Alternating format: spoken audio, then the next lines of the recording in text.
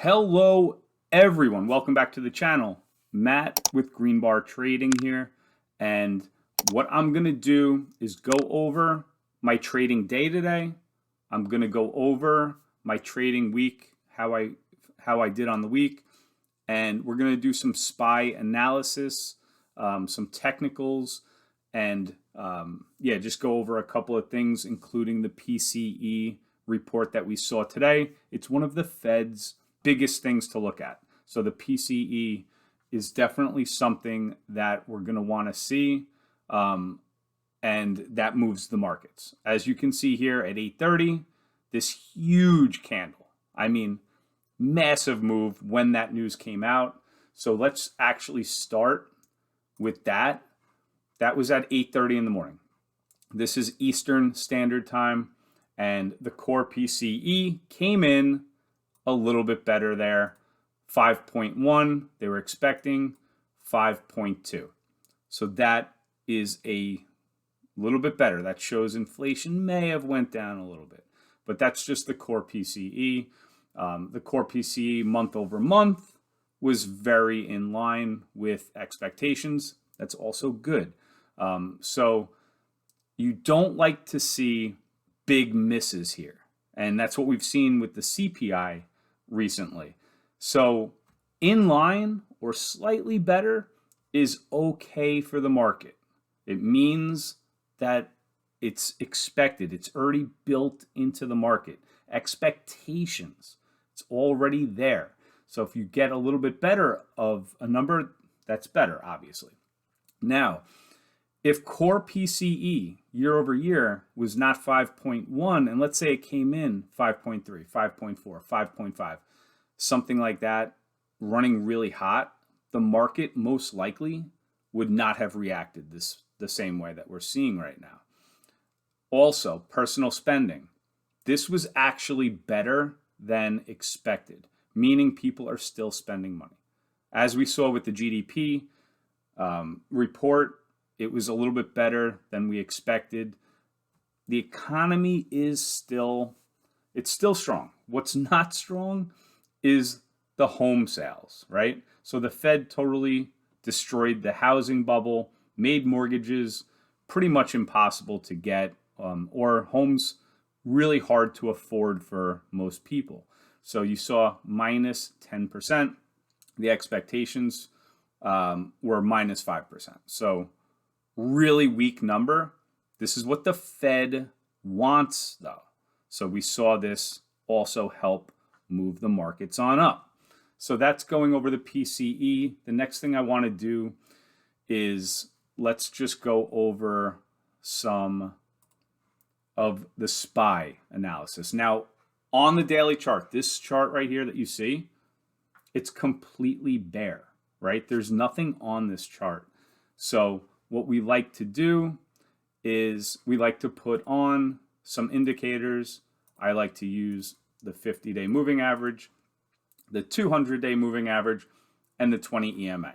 Now, a couple of technicals I would put on this chart is this very clear trend line right here, making lower highs, right? You guys can all see this huge rejection at the 200, huge rejection at this down trend line. So for the year, we're trending down. But what we like to see is where are we going to base out, right? So we based out here. We saw lows in June, chopped around for a while, and then broke on up. Right here, basically chopped around for the same amount of time and then started to break on out. That breakout started with the break of the 20 EMA that we were calling in our Discord and on our weekly watch list video. We saw that happen. The next spot of resistance was going to be this sloping down 50-day moving average. You can see here very clearly rejection that first day. Second day, tried to push through it, closed the day down. Third day, came up to it, rejected, closed on down. Today, we opened up, and now we broke through it. Now we need to see if the day holds up. Anything is possible. The day looks good so far, but like we've seen in the past, it has pulled on back.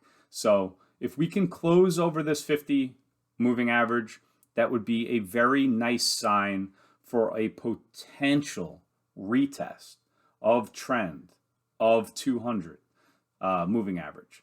So, and this nice continuation of a rally into year end. It's been a nice October for the markets.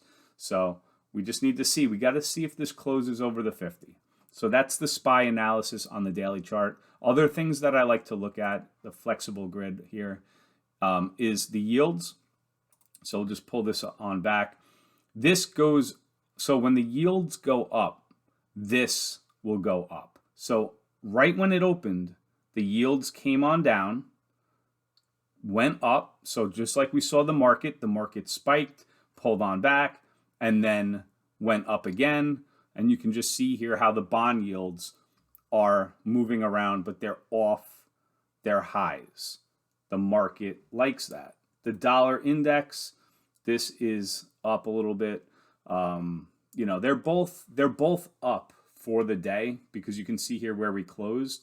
But what we're seeing is the VIX actually down over 3%.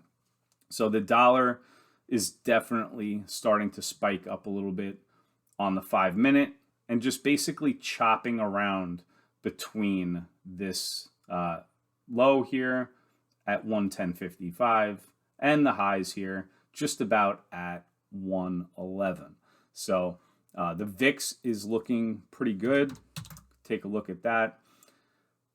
You know, during a rally, something that you would like to see is a VIX that looks like this. This means that the fear is starting to subside.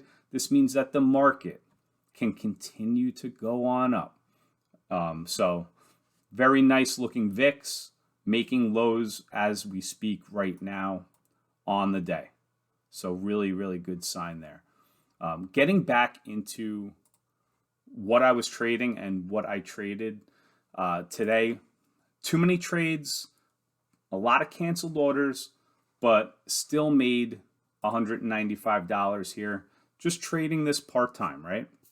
So on the week, just trading part-time, on Monday we were up $495. On Tuesday we were up 100. Wednesday we were up 280. Thursday up 385. And now today finishing up 195. So after commissions, we're looking at about 1,400 on the week in trading profits, just trading this product right here. So, you know, when direction is in your favor, right, it's a lot easier to trade.